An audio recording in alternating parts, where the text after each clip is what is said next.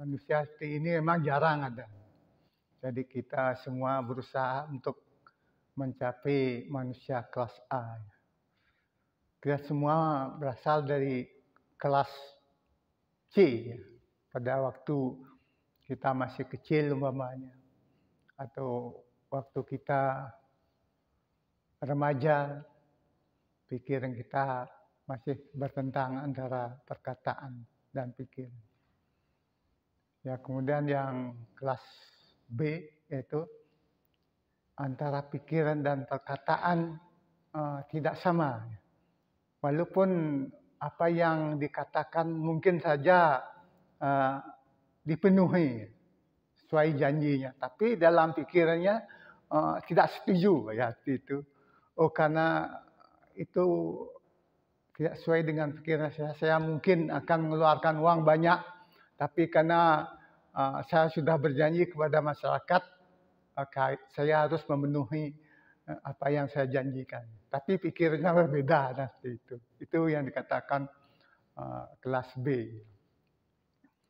Dan ke kelas C itu dikatakan antara pikiran, perkataan dan perbuatan tidak sama sama sekali, saling berbeda.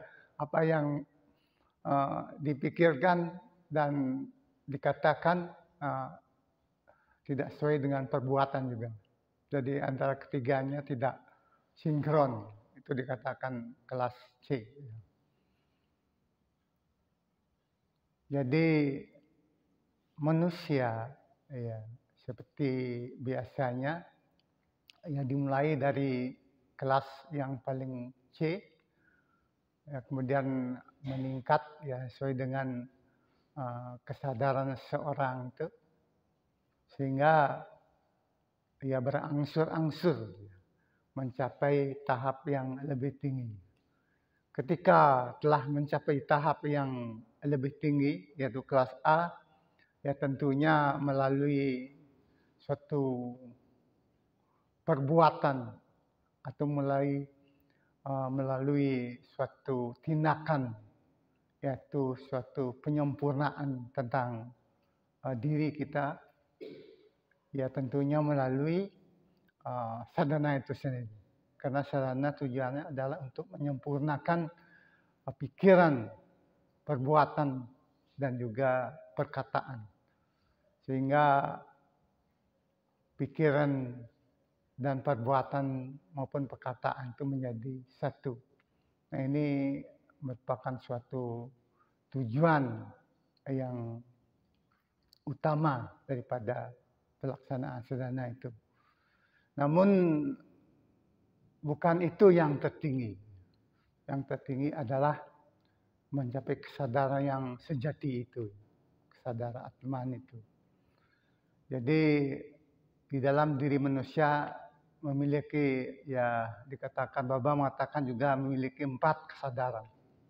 Yang pertama, kesadaran terjaga. Ya, terjaga artinya jagarag. Baba dalam Sanskerta disebut jagarag. Terjaga. Jadi ini pikiran yang berkolaborasi dengan saraf-saraf. Ya. Ya, dalam kosa disebut kamamaya kosa. Dan terkait dengan anamanya kosa, yaitu badan kasar yang terdiri dari makanan, yang terkait dengan saraf-saraf, organ-organ. Nah, ini dikatakan sebagai kesadaran terjaga atau kesadaran yang biasa. Ya, kemudian yang kedua, kesadaran swapna. Dalam Sanskerta disebut swapna, artinya kesadaran yang seperti mimpi, berkhayal. Jadi antara pikiran dan di dalam tubuh itu bisa bebas melayang kemana-mana, mungkin jauh, tidak berada di dalam tubuh, tapi tetap terkait dengan warna, apa yang dipikirkan, apa yang dilihat terekam oleh pikiran swapna ini. Mungkin ini tergolong sebagai bawah sadar, ya. Bawah sadar, ya, dalam bahasa sainsnya. Ya. Kemudian yang ketiga, kesadaran swapna. Artinya kesadaran yang seperti mimpi, berkhayal. Jadi antara pikiran dan di dalam tubuh itu bisa bebas melayang kemana-mana, mungkin jauh, tidak berada di dalam tubuh, tapi tetap terkait dengan warna, apa yang dipikirkan, apa yang dilihat terekam oleh pikiran swapna ini. Mungkin ini tergolong sebagai bawah sadar, ya. Tapi dalam Sanskrit disebut swapna, berkhayal, imajinasi atau mimpi, ya, itu semuanya berada dalam kategori swapna atau bawah sadar.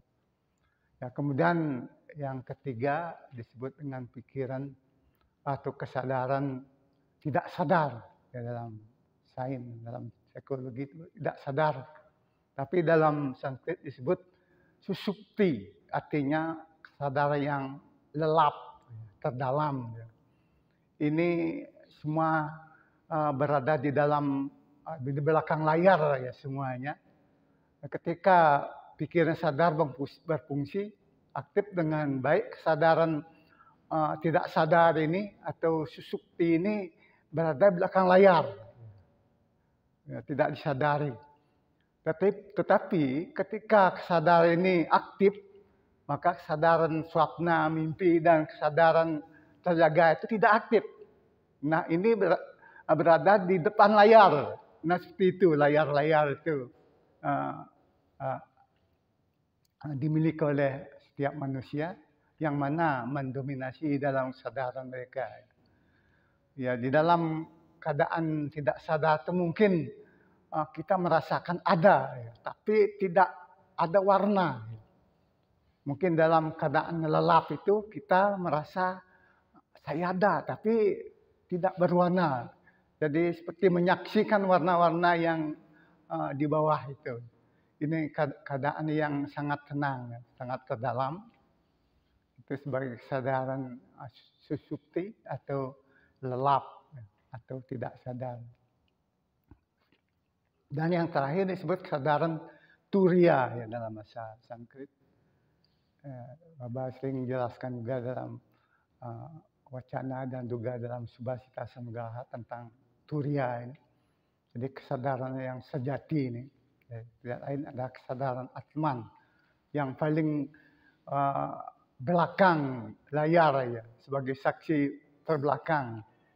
Namun demikian ketika sadar ini aktif sepenuhnya, ya, ketika orang itu sudah mencapai Atman itu sendiri, sudah menjadi Atman itu, jadi tidak diikat lagi oleh pikiran, karena pikir itu, ya, seperti baik itu kesadaran terjaga, kesadaran mimpi, atau tidak sadar, itu semua bagian dari fungsi pikiran, ya. Bagaimana fungsi pikiran itu terjadi, ya. Karena waktu ketika tidak sadar itu perlu pikiran itu beristirahat, ya. Beristirahat artinya berada di dalam pusat saraf yang paling inti, ya. Dikatakan secara sains diselidiki itu berada di mikrotubulus otak, ya. Kesadaran yang terdalam itu terpendam di sana. Nah, seperti begitu, ya. Ketika kesadaran terjaga itu aktif, itu seperti memiliki kabel-kabelnya, dengan saraf-saraf kabel-kabelnya seperti itu, ya, seperti software, hardware seperti itu. Dan kesadaran yang lebih tinggi itu seperti wireless, ya. Bagaimana wireless itu bekerja tanpa kabel-kabel, bisa menangkap. Nah, kesadaran juga seperti itu, ya.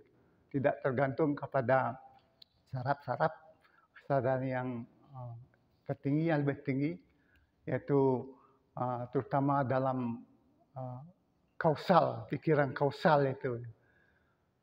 Pikiran kausal itu menyimpan semua pikiran-pikiran lampau, pikiran ribuan tahun tersimpan di sini.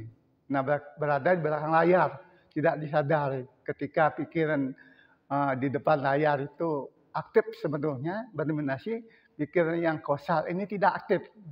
Walaupun tidak aktif, tapi bukan berarti tidak ada.